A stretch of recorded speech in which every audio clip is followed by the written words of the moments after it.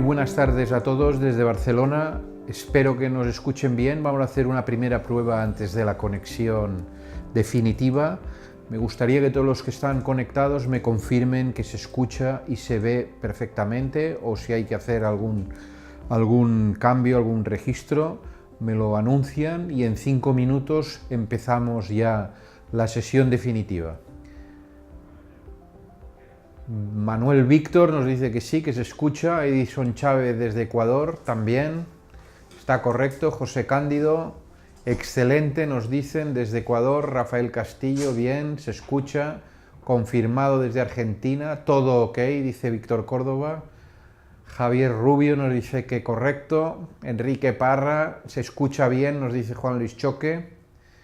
Enrique Parra, sí, se escucha, se ve, todo perfecto. Bueno, en fin. Parece que de momento es un éxito.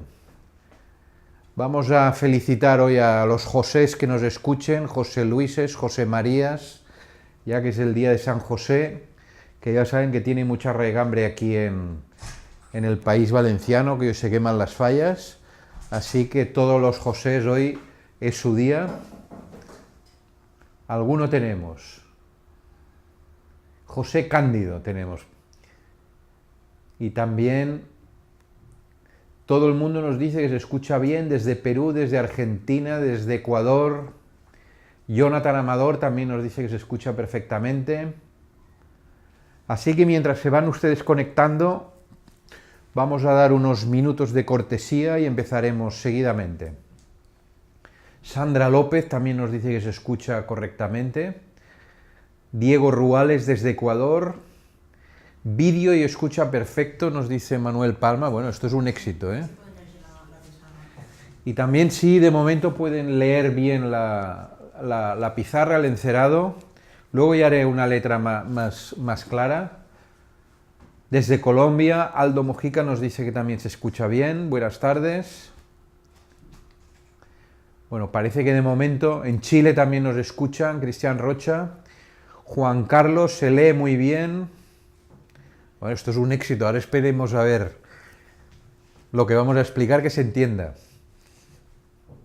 Bueno, parece que es un éxito. Aquí tenemos a casi todo el mundo, nos confirma que sí. Vamos a dejar un par de minutos de cortesía para que se acaben de conectar desde todos los lados que han solicitado.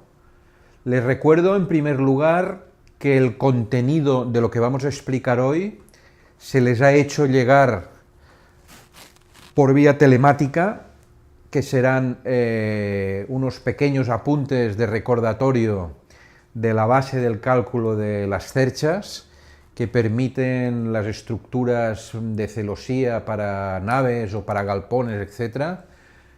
Lo que vamos a revisar son conceptos que yo supongo que todo el mundo tiene, pero que nunca está de más volverles a dar una pequeña vuelta, comentarlos, porque a veces pues se usan sin tener exactamente la referencia de dónde salen, y verán que muchos de los cálculos de las grandes estructuras, con lo que nosotros llamamos los números gordos, es decir, con simple papel y lápiz, cualquier ingeniero de estructuras debería saber con 4 o 5 números, no más, hacer un predimensionado, que es un poco lo que vamos a hacer hoy aquí, y que nos va a permitir pues encajar una estructura que luego podemos confirmar ya con un cálculo más fino y más exacto a base de utilizar pues algún programa de cálculo con ordenador,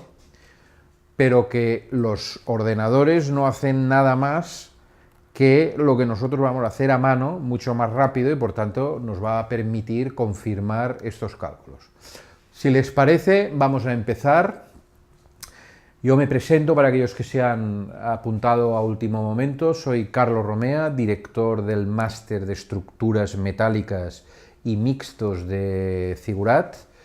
Soy profesor también de la Universidad Politécnica de Cataluña en el Departamento de Resistencia de Materiales. Y lo que les voy a proponer hoy es simplemente lo que les decía, una revisión de conceptos muy sencillos, básicos, pero que nos van a permitir un cálculo rápido y sencillo de estructuras trianguladas de tipo isostático.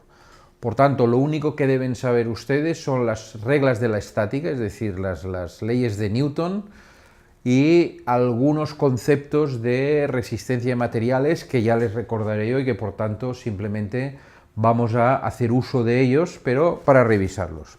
Entonces, vamos a hacer en primer lugar una revisión de un cálculo muy sencillo, que es el cálculo a partir de vectores, que supongo que todos ustedes conocen, y vamos a recordar una regla que es importantísima, que es la conocida como regla del paralelogramo. Recuerden que la regla del paralelogramo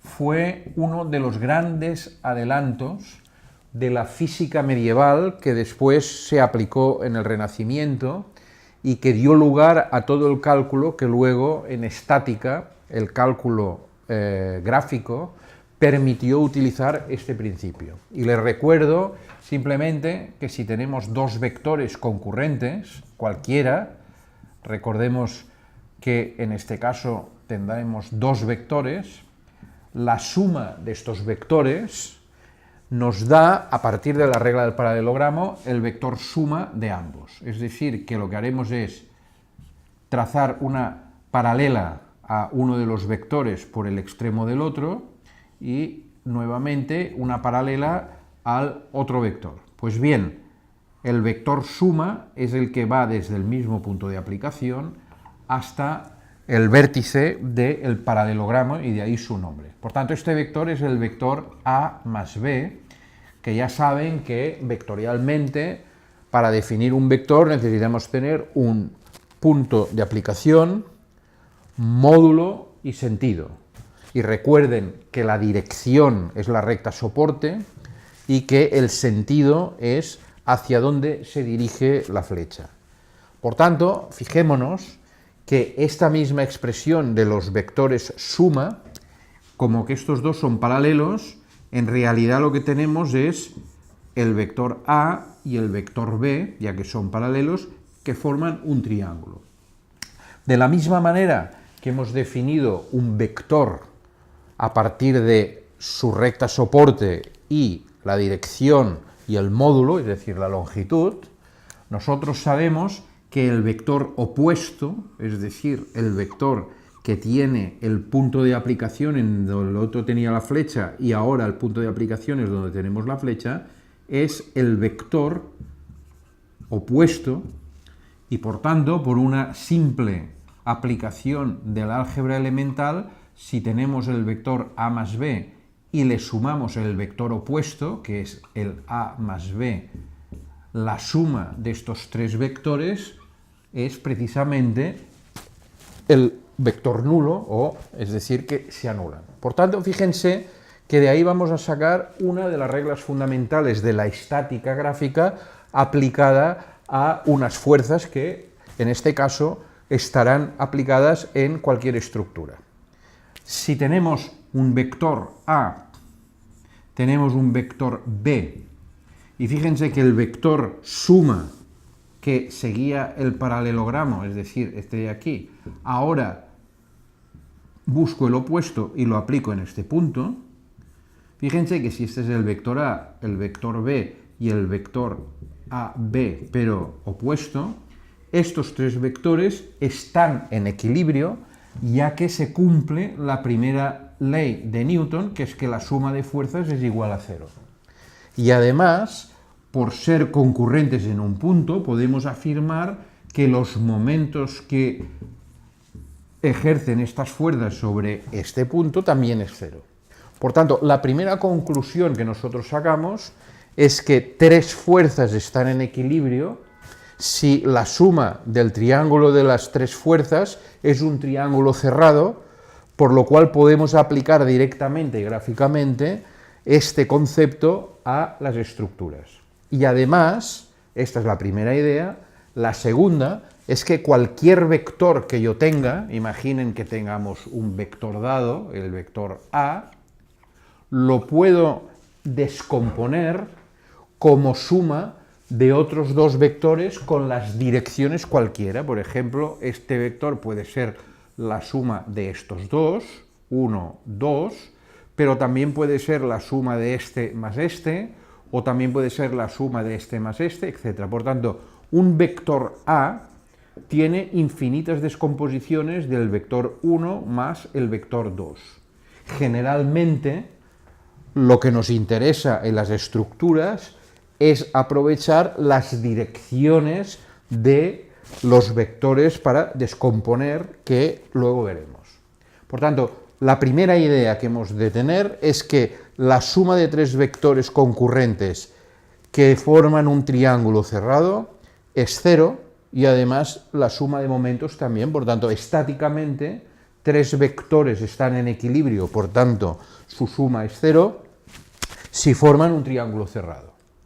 Esta es la primera idea. Y la segunda, hemos visto que podemos descomponer un vector en cualquiera otros dos, y que a partir de aquí, un caso muy determinado es que estos dos vectores sean ortogonales y que formen un ángulo de 90 grados, pero que es un caso muy particular.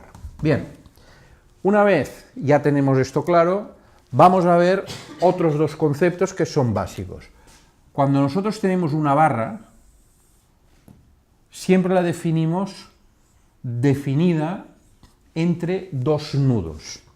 Y desde el punto de vista estructural, nosotros sabemos que el nudo es un elemento y la barra es otro elemento. Por tanto, discretizamos una barra cualquiera en dos partes diferentes, que son los nudos y la barra. Sabemos que cuando tenemos una barra que trabaja a tracción o a compresión, en este caso, la barra está sometida, en el caso de la compresión, a fuerzas que vamos a llamar negativas, pero que están aplicadas en la misma dirección que el eje de la barra, y cuando estas cargas son al contrario, que hacen que esta barra se estire, son de tracción, las vamos a tomar como positivas. Esto básicamente es un convenio que se utiliza en resistencia de materiales y que no tiene más, simplemente saber que son antagónicas. Unas comprimen la barra y lo que hacen es intentar acortarla, y otras estiran la barra y lo que hacen es intentar alargarla. Muy bien, pero lo que nos interesa ahora es ver que cuando estas barras están sometidas a tracción y compresión, en realidad lo que nos interesa en las estructuras no son las barras, sino los nudos, que son los que han de estar en equilibrio. Y de acuerdo con las leyes de Newton, recordemos que las leyes de la estática nos obligan a que toda acción tenga en equilibrio una reacción exactamente igual y de sentido contrario. Si yo miro lo que hace el nudo contra la barra ha de hacer exactamente lo mismo, pero contra el nudo. Fíjense que estas dos fuerzas son iguales, pero de sentido contrario, de manera que se equilibran, y por tanto podemos afirmar que si el nudo está en equilibrio, la suma de fuerzas es igual a cero. Cuando tengo una barra que solo puede trabajar a tracción o a compresión, es decir, que solo tiene posibilidad de estirarse o acortarse, en el nudo las cargas que llegan, en este caso, solo pueden seguir la misma dirección que el eje de la barra. Por tanto, este es el método que nosotros utilizamos en las estructuras para el diseño de este sencillo ejemplo que hemos puesto para barras comprimidas y traccionadas. Por tanto, una barra que esté sometida a tracción, los nudos estiran, y si está sometida a compresión, las cargas en los nudos son de este tipo. Por tanto, a partir de ahora, las barras que estén sometidas a las cargas sobre el eje solo pueden trabajar a tracción y a compresión. Ahora vayamos a ver un ejemplo clásico, que es lo que es el trabajo de una ménsula que esté empotrada en un extremo, lo que los ingleses llaman el cantilever. Por tanto, vamos a suponer que nosotros tenemos un elemento sobre el cual empotramos una barra, que es en este caso una barra en ménsula, pero a diferencia de estos dos ejemplos que poníamos, ahora en el extremo le vamos a aplicar una carga, en este caso vertical, es decir, una carga transversal o perpendicular a la directriz de la barra. Así que ahora ya no será una tracción, una compresión, porque no va en la dirección de la barra, sino que va en la dirección perpendicular. Bien, si hacemos esto, nosotros sabemos de la estática elemental que en función de la longitud al empotramiento, aquí aparecerá un momento flector, que en este caso sabemos que será P por la distancia, que si en este caso es L, tendrá este valor, y además, en este caso, para que esto esté en equilibrio, aparecerá una reacción exactamente igual y de sentido contrario. Fijémonos ahora que yo podría escribir exactamente el mismo esquema con un nudo, en este caso, que simulara este punto de aquí, y una barra en donde he aplicado esta. Para que este nudo estuviera en equilibrio, si aquí las fuerzas exteriores nos generan un momento flector que es P por L y aquí hay una reacción, es decir, es lo que viene desde la barra hacia el nudo, para que el nudo esté en equilibrio ha de ejercer una carga vertical exactamente igual y de sentido contrario y un momento exactamente igual y de sentido contrario. Fíjense que esto es la acción y esto es la reacción. Y por tanto, la suma de los dos valores, si está en equilibrio, nos dará que, en este caso, el sumatorio de fuerzas es igual a 0 y el sumatorio de momentos ha de ser igual a 0. Si esto no ocurre, podremos decir que la carga, en este caso, no está en equilibrio. Pero fíjense que ahora aparece aquí un momento flector. Y esto es debido a que esta carga no actúa en la dirección de la barra como hacíamos anteriormente, y aquí aparece un elemento que hace que nuestra barra trabaje a flexión, precisamente porque hay un momento flector. O dicho de otra manera, que en vez de acortarse o alargarse, que eran las fuerzas que hacían sobre la barra que inicialmente se ejercían sobre el eje de la propia directriz, ahora vemos que la deformación que tendría esta barra sería algo como exageradamente de este tipo, es decir, que este nudo tendería a desplazarse verticalmente y la barra tendería a combarse, a flecharse, con lo cual aquí ya no estaríamos en un caso de una estructura que solo trabajara a tracción y a compresión. Nosotros, que ya sabemos estructuras, podemos imaginarnos que una solución posible para poder paliar este problema y que esta barra no se desplace verticalmente es simplemente colocar un tensor que nos una este punto con la parte, en este caso, resistente. ¿Y qué pasa ahora? Que esta fuerza P continúa aplicada en el mismo punto, pero antes la carga tenía este momento flector que lo hacía girar, y en cambio ahora, al colocarle un tirante, ha desaparecido la posibilidad de que esta barra fleche. En realidad lo que hemos hecho es que hemos creado una nueva dirección resistente formada por dos, en este caso, elementos, el que ya teníamos y el nuevo que le he añadido, contra, en este caso, que solo teníamos una barra. Y ahora, fíjense que si nosotros aplicamos en el nudo extremo la propiedad que hemos visto anteriormente de los tres vectores, fíjense que en este nudo estoy aplicando una fuerza P, que aquí tendré una barra horizontal de la cual conozco su dirección, y aquí le he colocado un tirante que en este caso conozco su dirección. Por tanto, si yo descompongo esta fuerza en dos direcciones conocidas y aplico el principio de vectores, que tres vectores están en equilibrio si la suma forma un triángulo cerrado, ya puedo descomponer, en este caso, esta fuerza en otras dos, de manera que la suma sea 0. Y fíjense que esto es tanto como utilizar lo que se conoce popularmente como el diagrama de Cremona, que es un homólogo de las direcciones resistentes dadas por las dos barras que hemos creado.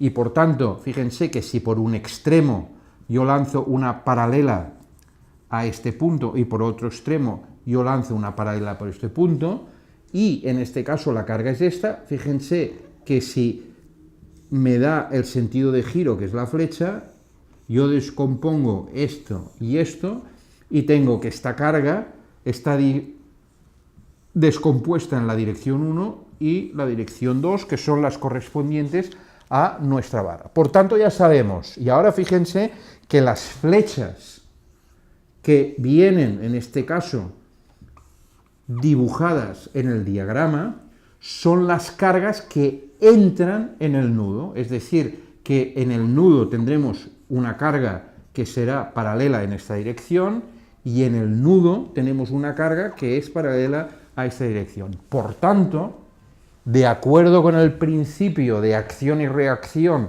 que nosotros hemos visto en las barras anteriores, yo sé que si este es el nudo, en la barra, si en el nudo entra esta fuerza, que además está a escala y la puedo conocer a partir de la trigonometría descomponiendo este triángulo, la barra, en este caso, tendrá una fuerza exactamente igual y de sentido contrario para que la barra y el nudo estén en equilibrio, por lo cual esta barra, que es la 1, estará sometida a una compresión porque intentará acortarse.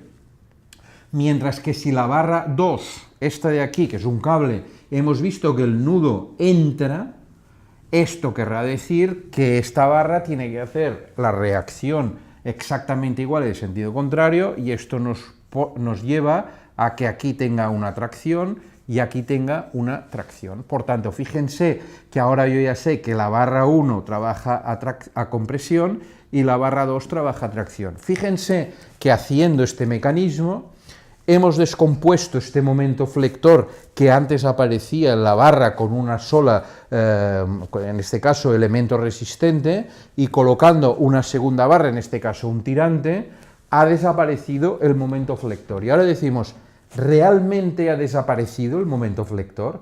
Y ahora fijémonos, un momento flector siempre se puede descomponer como un par de fuerzas por una distancia, siendo esta fuerza exactamente igual y esta distancia la que sea. En este caso, PL es el momento que actúa, que tiene que ver con este valor y esta distancia, y nos tendremos un momento flector.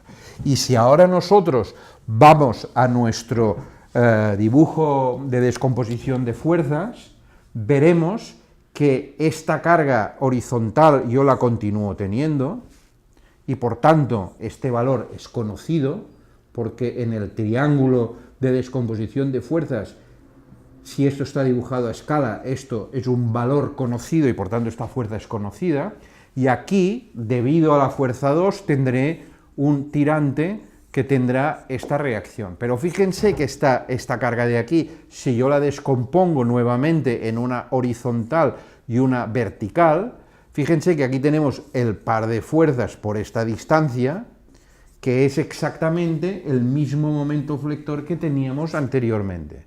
Por tanto, fíjense que hemos descompuesto este momento flector a partir del diagrama de fuerzas, teniendo este momento flector en función de esta distancia. Por tanto, si en vez de colocar el tirante con un cierto ángulo, que podemos llamar lo levanto más, la distancia aumenta, por tanto el par de fuerzas es menor.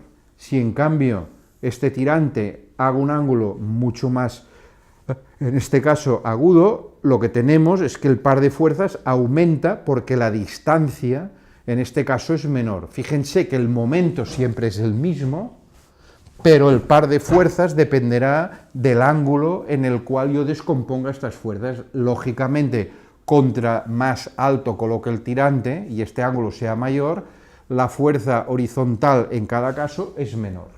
Por tanto, fíjense que la descomposición de tres fuerzas, en este caso, nos lleva a poder sustituir la flexión por elementos que, igual que hemos visto anteriormente, trabajan única y exclusivamente a tracción y a compresión. Y esto nos lleva a uno de los principios básicos del cálculo de las estructuras trianguladas, que son la base de los cálculos de las celosías clásicas que nos van a permitir, en este caso, diseñar estructuras trianguladas. Fíjense que lo que hemos hecho inicialmente es colocar una ménsula con una carga vertical, luego le hemos colocado un tirante y hemos visto que aquí aparecía una fuerza de tracción y aquí aparecía una fuerza de compresión. Y por tanto, esta barra tendía a acortarse y esta tendía a alargarse. Si ahora le damos la vuelta a este esquema, que ya hemos visto cómo funciona, vamos a ver una viga cualquiera que trabaje a flexión. En este caso, si yo coloco una viga con una cierta longitud y pongo una carga repartida sobre esta viga o una carga puntual, sabemos que la deformada de esta viga tiende a deformarse de este tipo y que esto trabaja a flexión. Fíjense que volvemos a estar, igual que antes, con un problema de flexión.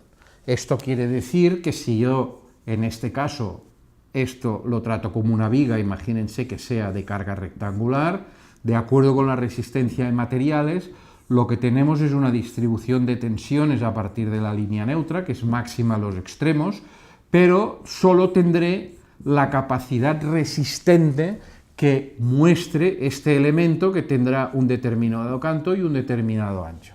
Fíjense ahora que si este elemento que trabaja a flexión, exactamente igual que hemos hecho anteriormente, ahora en esta estructura que estaba formada por una barra horizontal con una cierta carga, imagínense que en el extremo le colocamos un tornapunta y un tirante inferior, y este continúa siendo el elemento de la viga que teníamos anteriormente.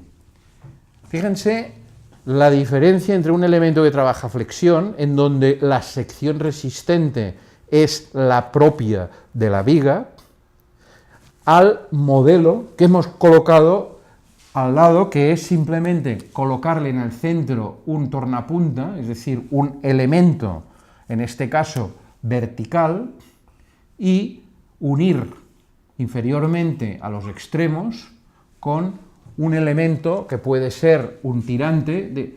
Fíjense que si ahora nosotros analizamos esta estructura, que es exactamente simétrica a cada lado, volvemos a estar en el caso anterior, pero con una diferencia. Esta carga vertical nos dará aquí una reacción, que si esto es Q y esto es la longitud, pues en este caso esta reacción será QL medios.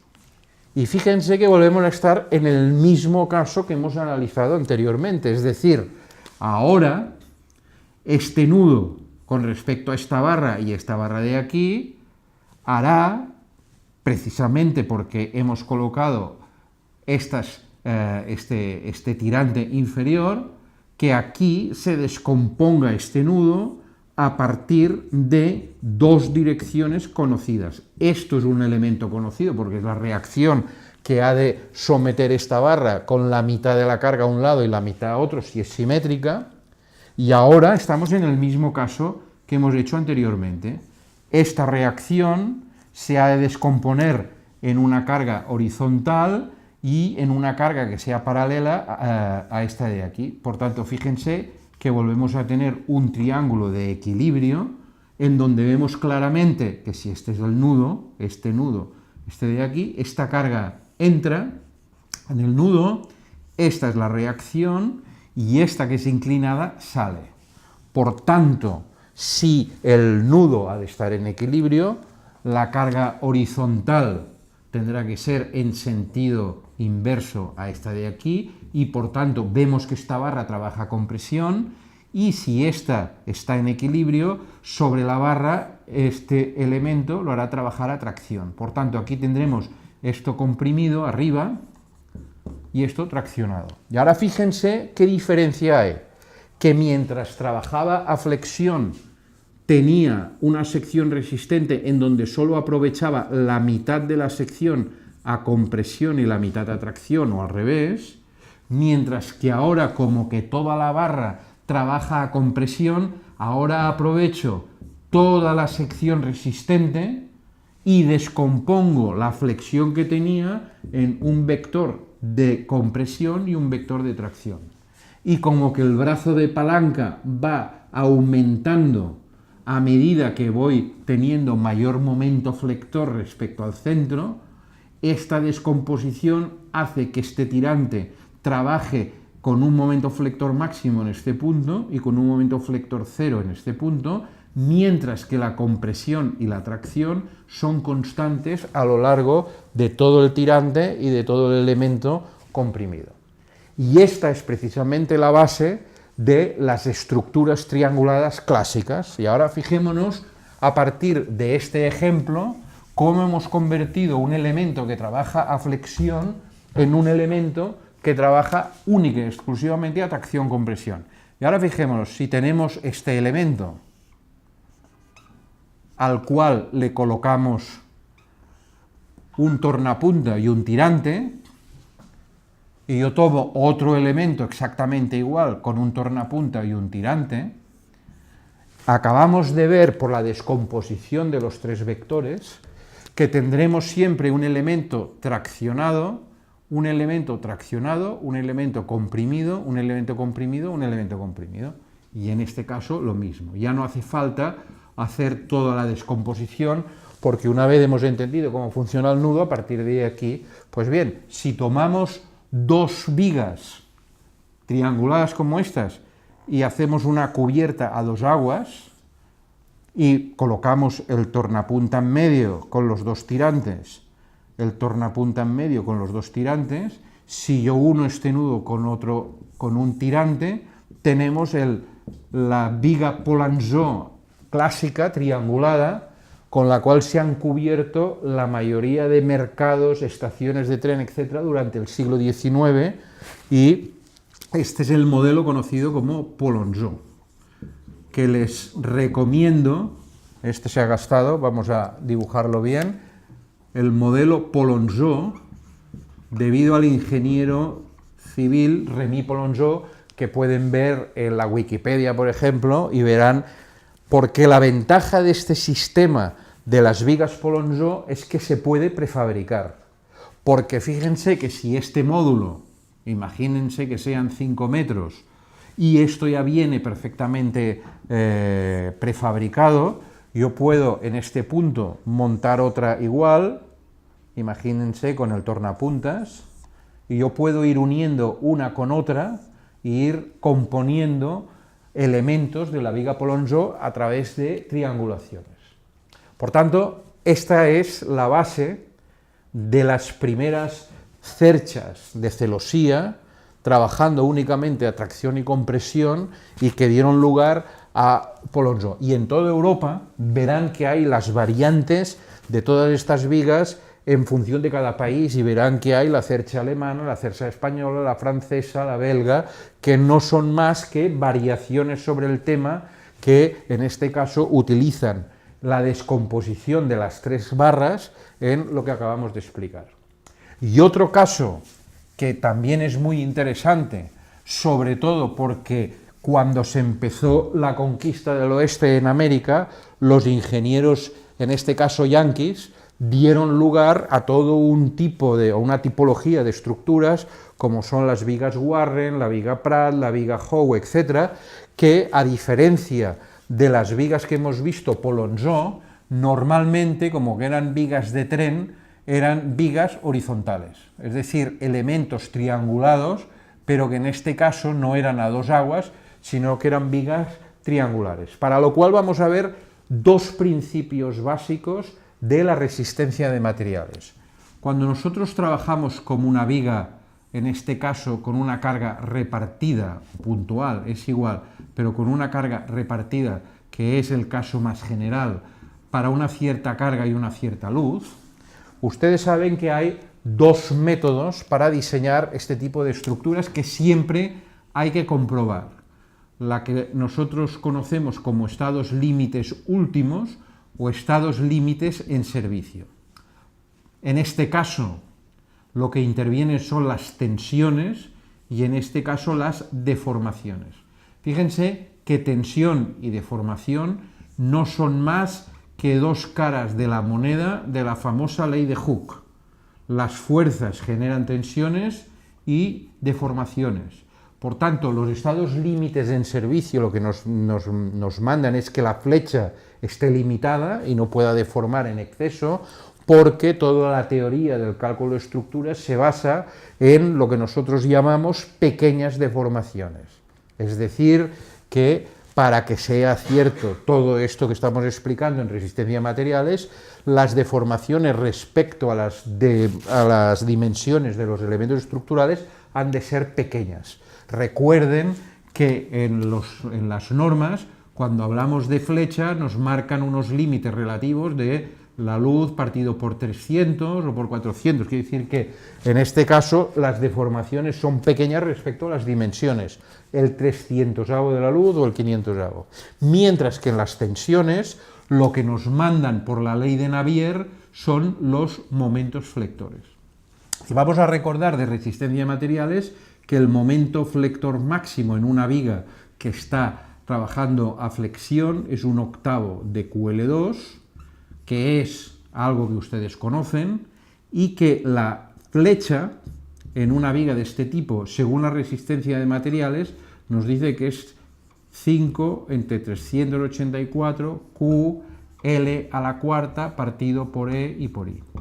Y recuerden que como estamos trabajando generalmente con vigas metálicas, este valor normalmente pues son 2,1 por 10 a la 6 kilos centímetro cuadrado o 210.000 megapascals. Por lo tanto, este es una constante para el acero. Y fíjense que todo esto de aquí, que son valores conocidos, 5, 384, generalmente es un coeficiente que nos da 6,2 por 10 a la algo. Esto dependerá de las unidades que nosotros tomemos. Y esta carga es la que está sometida a la viga, esto es la luz a la cuarta y esto es la inercia. Fíjense que en nuestro caso esto es conocido, esto también porque son constantes, y la única incógnita que tenemos es la inercia. Y la flecha, de acuerdo con lo que les comentaba anteriormente, viene generalmente en las normas en función de un valor relativo que será L partido por 300 o L partido por 400. Por tanto, esto es conocido, y fíjense que en esta formulación de los estados límites en servicio, la única incógnita que yo tengo es la inercia. Mientras que en el momento flector, este valor máximo, precisamente por ser un estado límite último, lo tendré que multiplicar por un coeficiente de seguridad en función de la norma que tomemos. Y aquí sabemos que en este caso la tensión a la cual está sometida esta viga por la flexión será el momento dividido por el momento resistente. Fíjense que aquí este valor y este valor son los dos que nos sirven para dimensionar en cada caso este tipo de vigas, es decir, hemos de poder calcular la tensión a partir del momento resistente y la flecha a partir del momento, en este caso, de la inercia de una sección.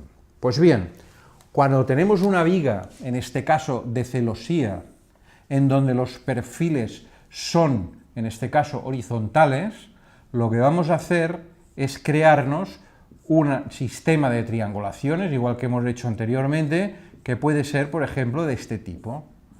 Y ahí tendríamos algún tipo de estructura, o por ejemplo, este de aquí, que sería el mismo, y recuerden que de estos modelos hay muchísimos. Lo podríamos hacer a partir de la viga Warren, la viga Pratt, etc. Pero lo importante es darse cuenta de una cosa.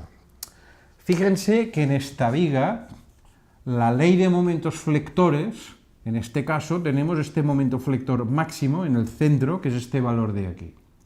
Y de la misma manera que hemos dicho anteriormente en la viga con mangueta, que un momento flector lo podemos descomponer como un par de fuerzas, si yo conozco el brazo de palanca, es decir, la distancia entre este brazo de fuerzas, yo puedo descomponer el momento flector máximo en una fuerza a compresión y una fuerza de atracción. Pues bien, este momento máximo, que yo lo puedo calcular siempre, lo voy a descomponer en un vector de tracción y uno de compresión multiplicado por una distancia. Esta distancia precisamente es el canto de la viga Pratt o de la viga Warren o de la que sea, y generalmente para los predimensionados es la luz dividido entre 10 o 12.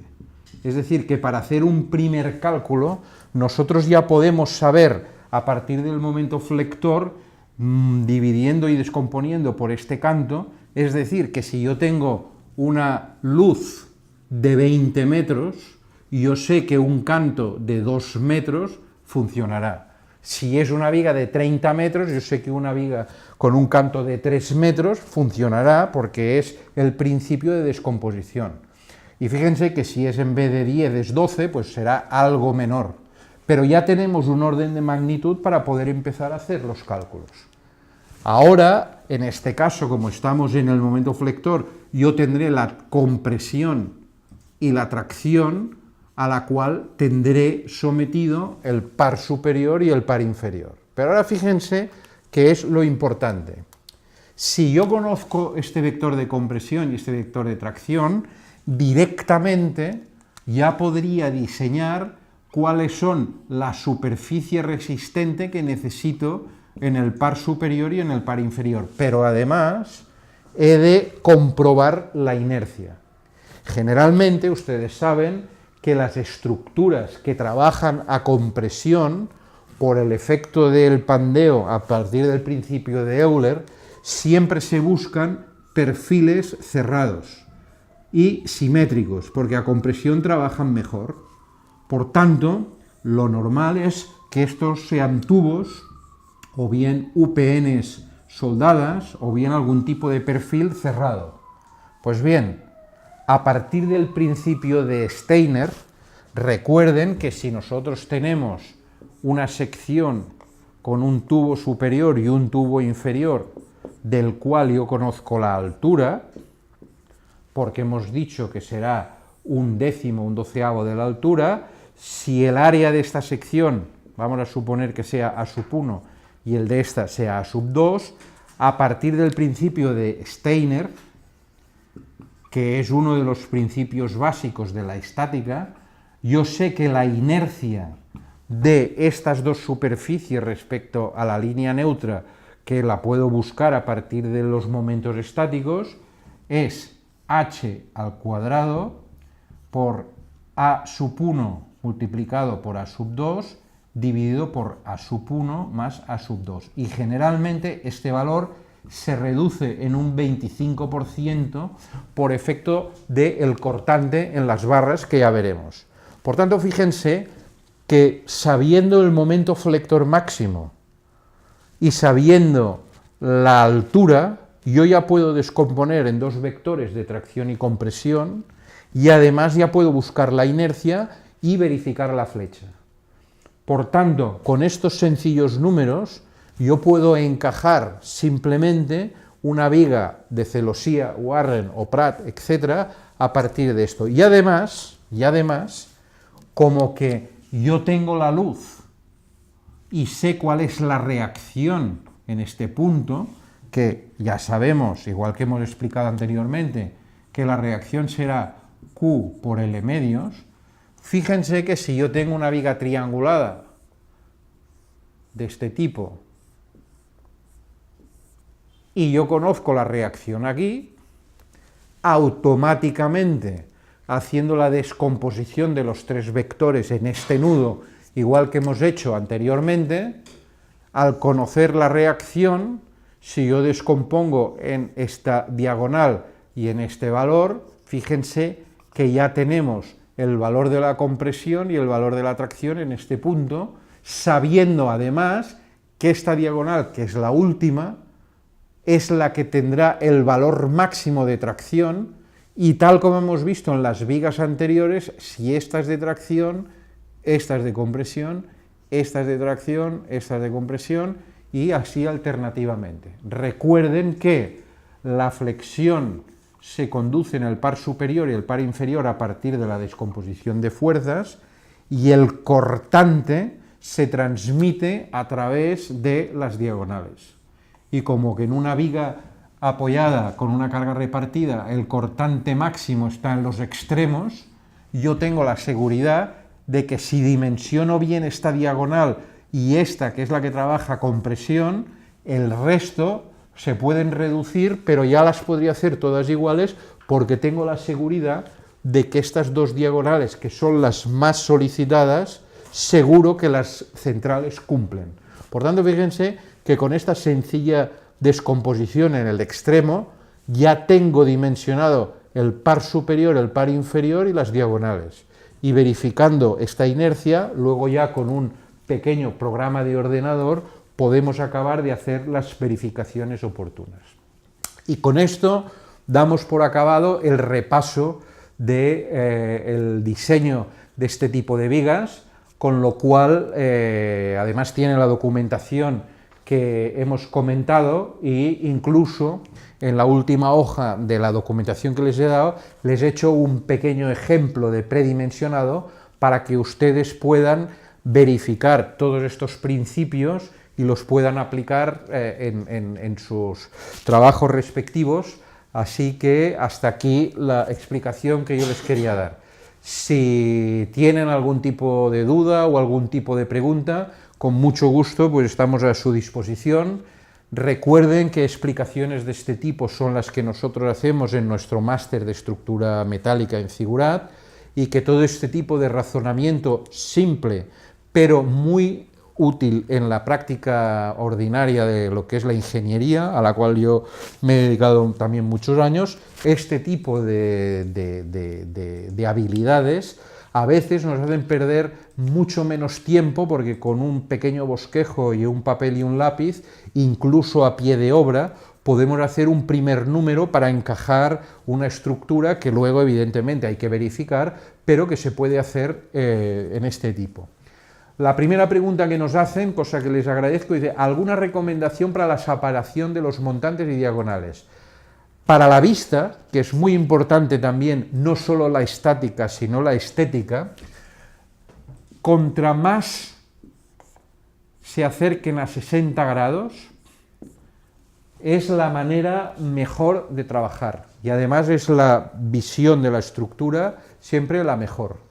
Entonces, cuando nosotros tengamos, en este caso, vigas de este tipo, esto lo mejor es hacer, cuando tengamos una viga, imaginemos que sea de 2 metros, hacer cuadrados de 2 metros, de manera que las diagonales que trabajen la tracción más o menos estén dentro de este orden. Y si trabajamos con vigas Warren, el triángulo que a la vista se ve mejor y que mejor funciona es lo más parecido a 60 grados. Claro que no siempre la geometría nos permite exactamente estas distribuciones, pero en cualquier caso es una directriz para poderlo diseñar. Así que Edinson Chávez, que nos hace esta pregunta, espero que dé respuesta. Mario Alberto Tioli nos dice que ha sido una exposición muy didáctica, cosa que les agradezco, y también les animo entonces a que si se apuntan en nuestros másters podamos tener desarrollos más complicados, ya que ahora hemos hecho un repaso muy sucinto de un tipo de diseño estructural que se utiliza muchísimo y que además tiene mucho interés, sobre todo para la gente que se dedica a diseños estructurales como galpones o naves industriales. Enrique Parra nos agradece. Fermilín Santana, que no nos dice de dónde es, pues no les saludaba anteriormente, también, gracias. Magnífico, aplausos desde República Dominicana. Bueno, se los devolvemos, ya que la verdad, hacer ver el diseño estructural fácil, bueno, se intenta. Lo que hay que intentar es siempre que aquello que expliquemos pues se pueda entender y que les haga sobre todo provecho. Nos preguntan aquí, en la viga Warren con el espaciamiento hay que aumentar la flecha. A ver, Mariano Calabuch, en la viga Warren con espaciamiento. A ver, lo que es verdad es que con las vigas contra más solicitadas, es decir, contra cargas mayores, las vigas Warren normalmente, tal como les he dibujado, si son vigas muy potentes, para controlar la flecha se le coloca un elemento central para reducir la longitud de compresión y poder optimizar mejor sobre todo el par superior. Juan Carlos Jaico nos dice, excelente explicación, muchas gracias, magnífica exposición. También nos dicen, estas áreas del principio de Steiner, ¿qué representan? Pues normalmente es el área resistente del tubo. Es decir, cuando ustedes miren en un catálogo de perfiles, bueno, un tubo, o pueden poner un perfil tipo HB o cualquier otro elemento, pero en el catálogo de los perfiles verá que tiene un área de tantos milímetros cuadrados que son los que nos permiten el cálculo de Steiner. Marcelo González, muchísimas gracias, todo refresco de este tipo de materiales, bueno, por eso lo hacemos. Gracias desde Chile, excelente explicación, amena, interesante, desde México. Un saludo también a nuestros hermanos de México. Un saludo desde Colombia, muchas gracias, se les devuelve. También a Perú. Bueno, veo que tenemos conectados del otro lado del charco a casi todos, ¿eh? También saludos desde Ecuador. Un vídeo de columnas compuesto, por favor, nos dice Edison Chávez. Hombre, lo intentaremos más adelante, pero primero hay que asentar estos conocimientos. Sandra López, muchas gracias por su explicación tan clara, gracias a vosotros por estar aquí presentes, saludos desde Perú, desde Guatemala, desde Panamá, muchas gracias a todos, y si tienen más preguntas aún les podemos dedicar algún minuto más.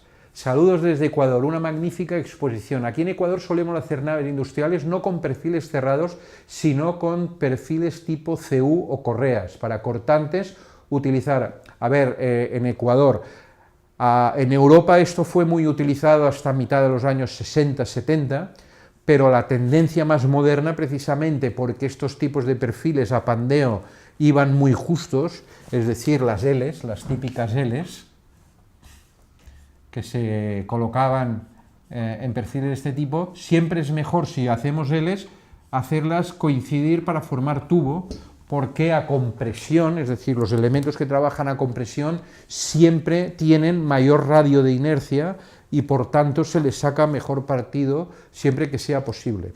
Entonces hay que ir buscando cómo mejorar. Aquí en Europa llegó un momento que los perfiles cerrados en tubo llegaron a ser casi tan baratos o más que los perfiles en L y la mano de obra era mucho menor, con lo cual abarataba los costes y casi ya últimamente, hace ya muchos años que se dejaron de lado este tipo de perfiles para utilizar, pero bueno, se pueden hacer exactamente igual como dice nuestro amigo Alberto Sarmiento desde Ecuador. Gracias desde Panamá. ¿Cómo hacer una maestría de este tema? A ver, Santos Cabrera, si estáis interesados tenéis en nuestra web la dirección, el teléfono, y si es de vuestro interés, por mail se pondrán en contacto con vosotros los comerciales y os darán todo tipo de detalles de este tipo de maestría.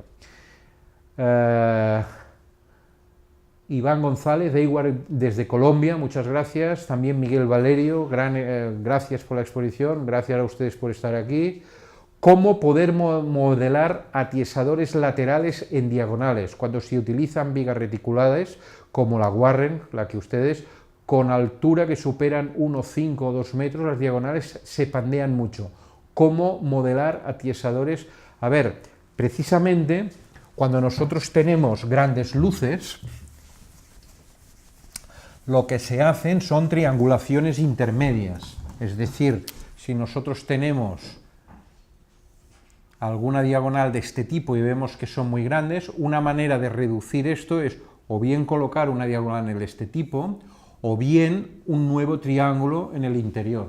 Fíjense que al hacer esto reducimos las longitudes de pandeo y por tanto lo que estamos haciendo es rigidizando la estructura. Lo que pasa, Marcelo, que si hacemos esto, estamos añadiendo peso, entonces ahí siempre hay que buscar. Yo tuve un profesor en la escuela que siempre nos decía lo mismo, dice, en ingeniería recuerden que las unidades no son ni los kilovatios, ni los amperios, ni los newtons, es el dólar.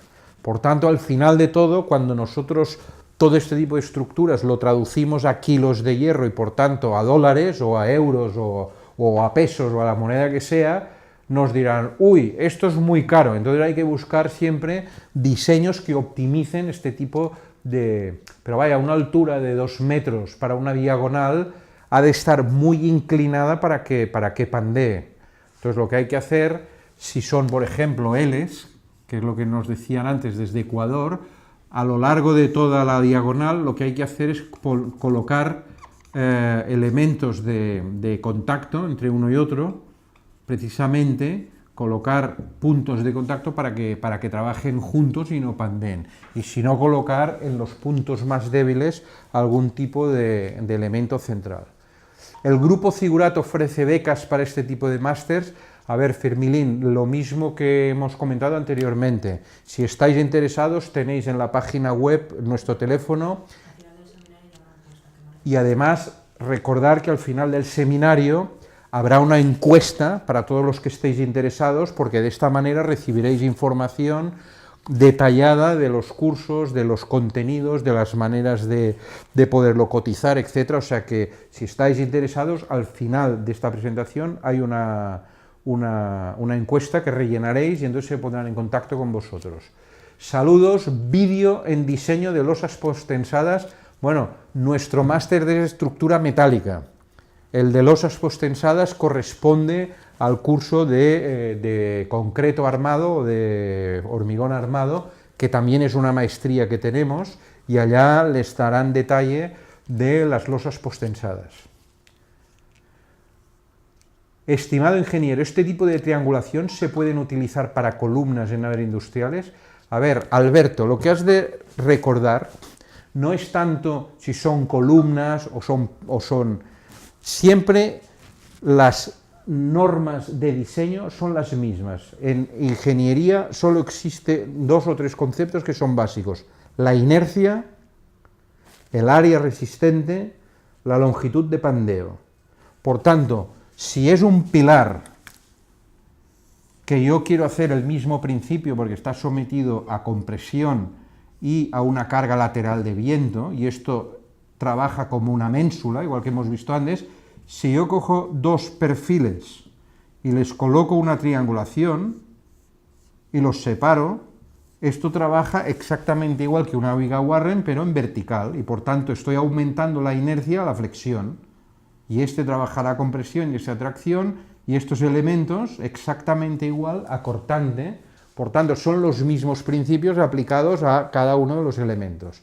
Dice que hay una errata en los apuntes respecto a la inercia necesaria. El límite de flecha, ejemplo, queda en el numerador, no en el denominador, efectivamente.